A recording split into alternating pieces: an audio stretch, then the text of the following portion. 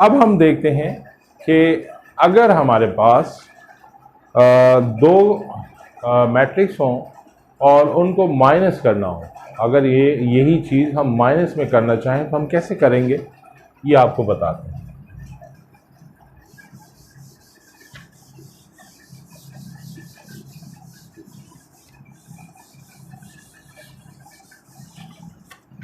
Minus होने की सूरत में हमारे पास यहां पर a है,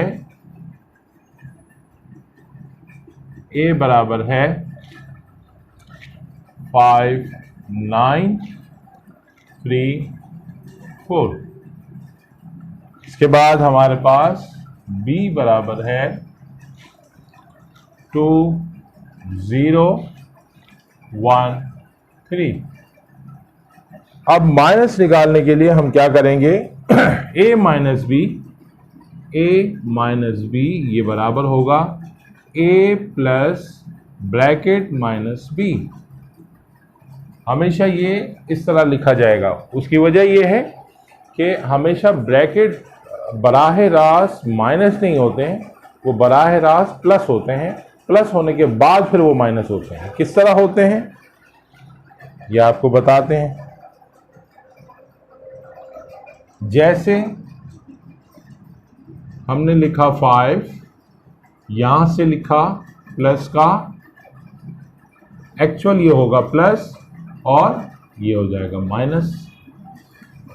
इसी तरह 3 माइनस का 1 हो जाएगा। इसी तरह 9 प्लस माइनस का 0, लिखे ना लिखे माइनस ज़रूरी नहीं है, 0 ही आएगा। 4 प्लस ब्रैकेट में माइनस का 3। एक्चुअल ये इस तरह लिखा जाता है। फिर इसको सेकेंड स्टेप में हम सॉल्व करते हैं। 5 प्लस माइनस क्या हो जाता है, माइनस का 2।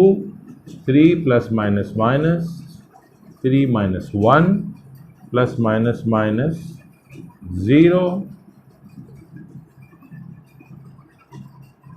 4 प्लस माइनस माइनस 3। हमारे पास आंसर क्या आता है, 3, 5 में से 2 माइनस किया 3 माइनस 1 2, 9 माइनस 0 9 ही आएगा, 4 माइनस 3 1।